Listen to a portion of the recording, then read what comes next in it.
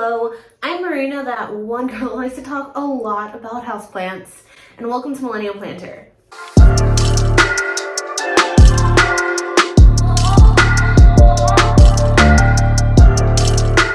Today I'm going to be sharing all of my tips and tricks and pretty much everything you need to know about growing plants on planks, plants on wood, plants on cedar wood, however you want to say it. I'm going to be sharing all of my tips and what I've learned, and I'm also going to be giving you a tour of all the plants that I have that I am currently growing on planks. So if that's something you're interested, stick around. Also, if you haven't subscribed already, you're watching a plant video, so I'm assuming you like a thing or two about houseplants, and I happen to talk a lot about houseplants, so hit the subscribe button and help propagate this community with me. I would absolutely love to have you. And now let's get into plants on planks. So I decided 4 months ago that I'm going to do a year-long experiment of really growing plants on different types of support. So currently I'm growing plants on sphagnum moss poles, I'm growing plants on planks, and I'm also growing plants on aeroid soil poles.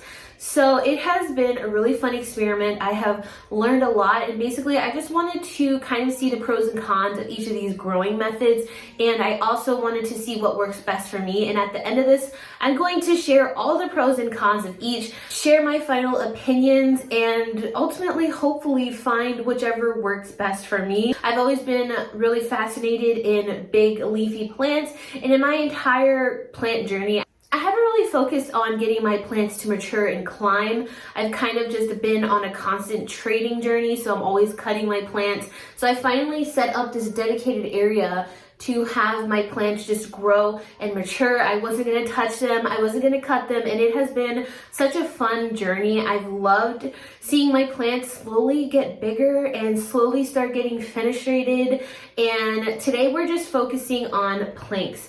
Wooden planks have been kind of a big deal the past couple of years. I feel like they've really grown in popularity. Previously, it was sphagnum moss and everybody just loves their moss poles.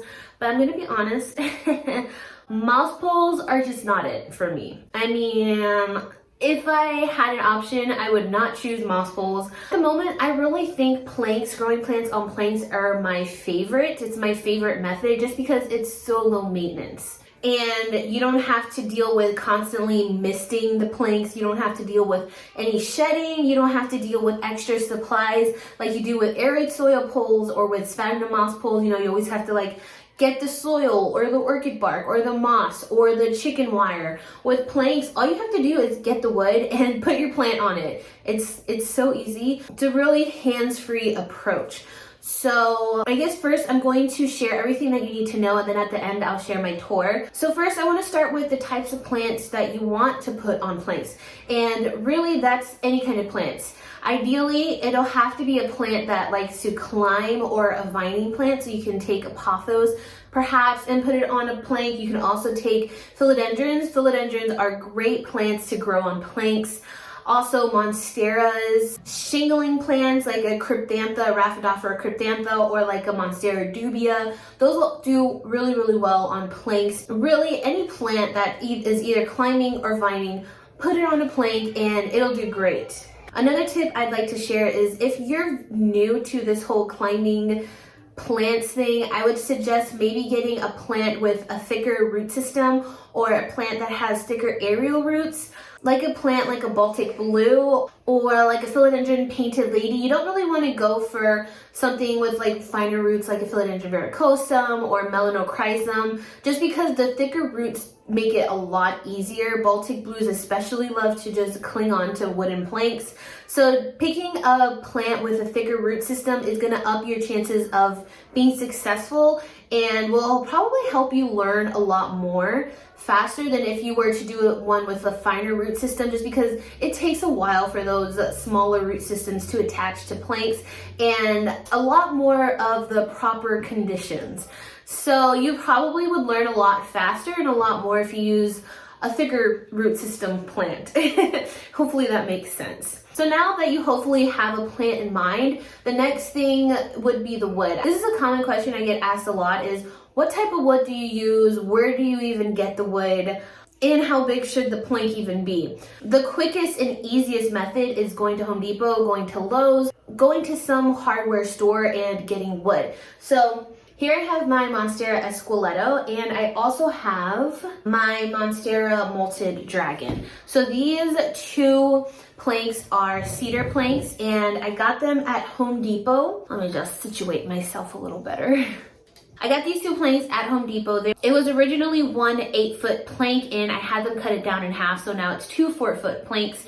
And ideally, once they reach the top of this 4-foot plank, I'm just gonna cut them and propagate them, because I don't really wanna go higher than this, because then you're gonna have to worry about attaching another plank to the top, and that's just gonna be too much of a hassle. So the easiest method is just getting your planks and getting them to cut it. I would highly recommend cedar, because cedar plank is rot resistant. It's also really heavily used amongst orchid growers, and I've also heard, it's kind of been rumored, that they're pest prone too. Don't take my word for it. It's just what I've heard. I'll also list a couple of other woods you can try out that are also really good for rot, but cedar planks will hold up the best. And I haven't had any rotting experiences, and I've been using only cedar planks for all of my climbing plants. So the only downside to using these planks is that having a lot of these types of planks can give you kind of like a hardware aesthetic, which isn't really everybody's thing. It's not really my thing. So I do kind of like to change it up and use these kind of planks with a design. So this is from a company called Tree Leaf. I talk about this company all the time, and maybe I am a little biased because I do work for the company, but I really love the products. I use the products all the time.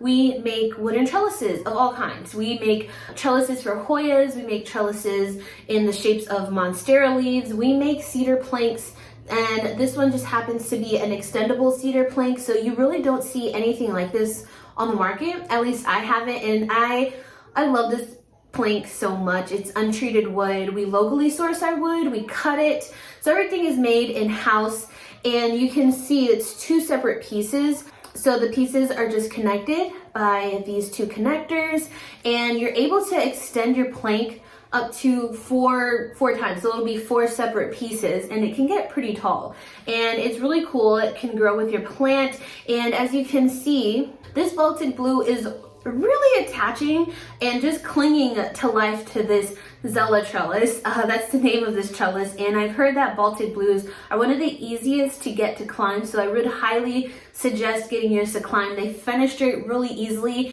and their mature leaves are just absolutely stunning, so I'm really excited to get those mature leaves. Hopefully this new leaf that's coming out will start to mature and be a little bit fenestrated.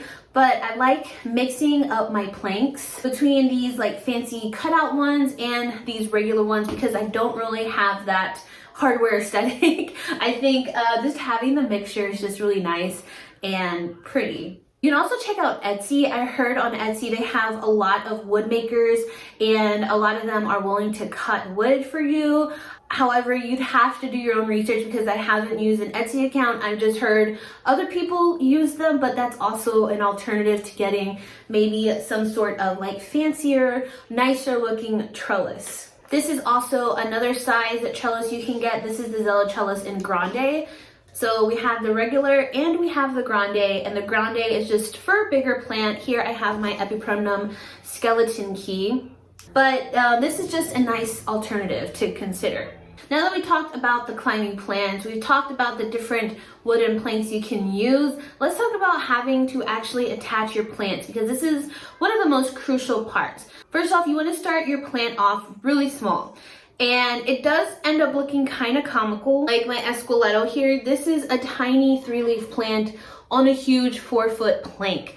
And that is kind of hysterical, if I'm being honest. But attaching your plants that young is kind of how you get the most bang for your buck. You don't want to wait for your plant to have this long vine, because then essentially you're going to have a long vine of just a whole bunch of immature leaves, and you're only going to have so much space to get your plant to attach and to mature. And really, you can only get your plank so tall before it starts being really unstable. As far as stability goes, like these are pretty stable. Like they do get a little wobbly if you move them around too much, but they're freestanding. They could stand up perfectly on their own. And I don't know how it would be if you got your plank much taller. Also, attaching your plant that early does give it the best chance at maturing the fastest, because once plants start climbing and start to realize they have that support, they will fenestrate and mature probably within the next 2 to 3 leaves. They even start to climb on their own, so you won't have to attach it every single time. And this is one of the coolest parts. I started to notice that with this variegated pinnatum. As you can see, the bottom leaves are not really fenestrated, but as we slowly get higher, it's starting to get these really beautiful holes. Look at that leaf here. It's absolutely stunning. So I think we're gonna get to the split leaves soon, which is so awesome. It has a new leaf coming in, and the leaves are also getting significantly bigger. So this is the latest leaf compared to one of the first leaves. So there's a big size difference. And also if you check out the roots are even starting to attach, and it's starting to climb, and it's attaching all on its own. It's really cool. I like once the aerial roots start to attach to the plank too, they get this sort of bug-like effect. They kind of remind me of the big fat caterpillar on A Bug's Life, if anybody knows what that is. But they're so cute and also kind of creepy. It's like equal parts creepy, equal parts cute, but it's just so cool to see. And this is something you wouldn't really see or recognize if you were growing it on a sphagnum moss pool. So just another cool thing about wooden planks, you just experience a whole different side to your plants. So now getting your plant to actually attach, you want the nodes to be as close and as on the wooden planks as possible. So sometimes I'll use plant Velcro, which you can find on Amazon, but I found the best thing at putting your plants just right on that wood is to use tape. So tape just really has a way of securing those aerial roots onto the planks versus if you use plant Velcro, no matter how tight you get it, it still has a little bit of give. And you don't want your plant to have that give, honestly. I feel like the closer you put them on that plank and the more secure they are, the faster they will start to climb. And you don't really have to worry about the tape hurting your plants because it's tape. It's gonna wash off in a couple waterings. So if you ever get too worried, just run it underwater and then you could just easily cut it off once it loses that stickiness. And the last and final tip of getting your plants to really climb and reach their fullest potential would be humidity. Humidity. I can't say it enough, because once the humidity is right, plants will climb anything. Absolutely anything. They'll climb the sides of your house. They'll climb a sphagnum moss pole. They'll climb wood. They'll climb probably even plastic. They'll climb your walls. So the humidity really helps those aerial roots come out, and that's what you want. You want those aerial roots to come out and you want them to hug your plank, and that is the key. That is like the top tip. If you take anything away from this video, it is humidity, and I would recommend anything from 50% or higher. So putting them in a cabinet, or I do have a whole plant room, but I also have my humidifier right by my planks, and that really helps raise the humidity. You can also, if you have a couple of plants on planks, grouping them together and then putting that humidifier next to them, that would really help raise the humidity, and plants really like to be grouped together. And it just helps with that ambient humidity. And as soon as you see those aerial roots come out, attach it to the plank if you haven't already, or any new growth that comes out. Just make sure you're constantly attaching to it, because eventually, soon, it will start to realize it has something to climb, and it'll start hugging on to that wooden plank, and it'll just be the coolest thing ever. I have thoroughly enjoyed my plants on planks, because you just experience a whole different side of your plants, something that you wouldn't see if they were trailing, or like I mentioned, if they were on moss poles. Now, I guess the last thing you need to know about growing plants on planks and just maturing plants in general is lighting. I really think lighting is another really big factor in getting your plants to mature, and I'm still kind of learning about this and experimenting with lighting. You really need to give your plants a decent amount of light in order to get them to mature. So take my skeleton key for example. It is pretty long and pretty tall, and it has even started attaching and climbing in certain areas, but it hasn't matured at all. Like, you don't see any fenestrations, you don't see any splits, you don't even see little holes coming through.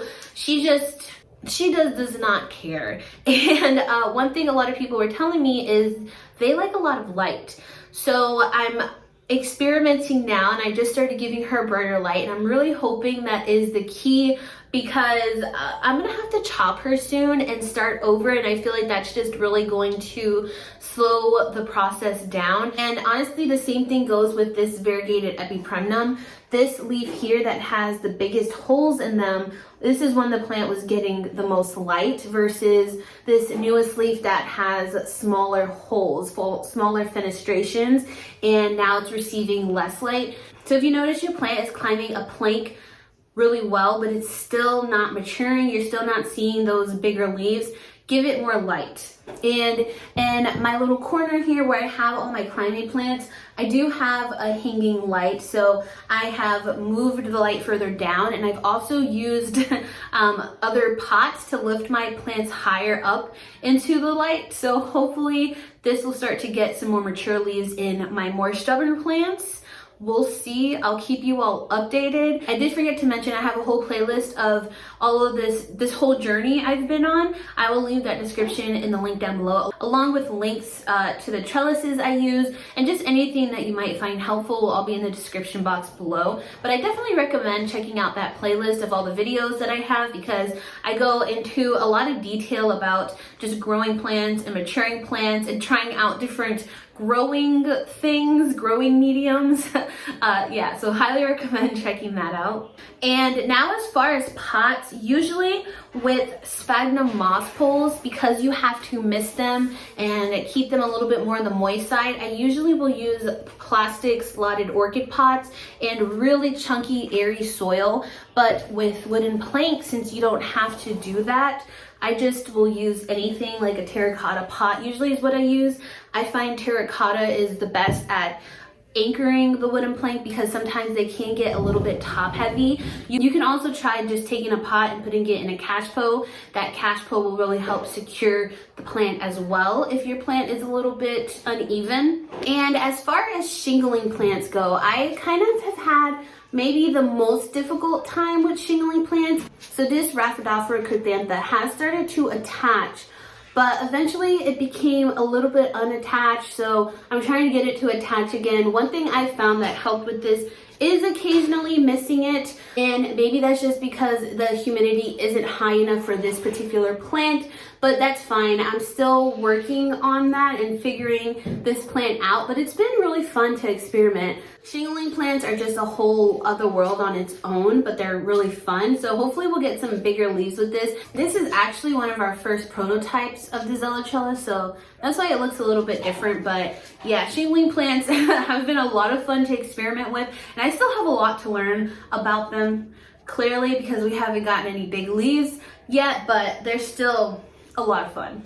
Okay, now that I have talked about all of my tips and tricks, I think that's everything that you would need to know. If you have any other questions, definitely leave them in the comments down below, and I will address them on my next planks video. Hopefully you found this portion of the video helpful. I know there's not too much information about growing plants on planks and plants on wood, so hopefully you find this as a good resource. Now let's get on to the tour part of this video and show you all the plants, which I pretty much did show you everything, but I'll just show you again. So we'll start with my smallest one. This is the Baltic Blue on the Zello trellis. This is probably the newest plant I added to a wooden plank, and I do still have 2 more plants that I want to add. I want to put maybe my Philodendron Campos Portuanum on a wooden plank, and then also I'm thinking my Monstera Stanleyana. I'm not sure yet, I'm still deciding, but I do need to take a trip to Home Depot soon. So my Baltic Blue, and it's interesting to see just how easy these plants are, because this is my newest plant. but it also is attaching really easily. So that's really cool to see. Next, we have the plant that I just showed, which is the Rhaphidophora cryptantha, a shingling plant, really pretty. It started out super small, so I was kind of nervous transferring this plant from the little terrarium I had into this pot, but it managed to shingle and start growing, and as you can see, it did start getting fatter leaves at one point. And then once it unattached, the leaves are getting smaller and smaller. So hopefully it can start shingling again soon. I should probably tape it down. That'll probably help a lot. Next, we have the variegated pinatum. That is just absolutely stunning. Variegation is upping, the fenestrations are upping. I need to put it in that brighter light area so that we can start getting some splits. So that's going to be my next thing to do with this plant. And then as you can see, since this is another prototype, I don't have the connectors here, so I'm not sure what I'm going to do when it reaches the top because this plank is pretty small.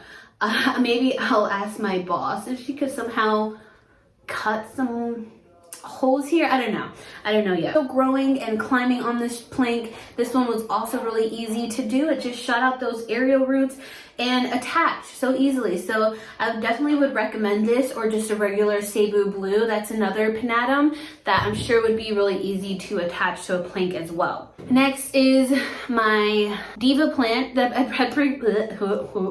Epipremnum skeleton key. I did at one point either over fertilized it or over treated it for pests. So it does have some yellow tips.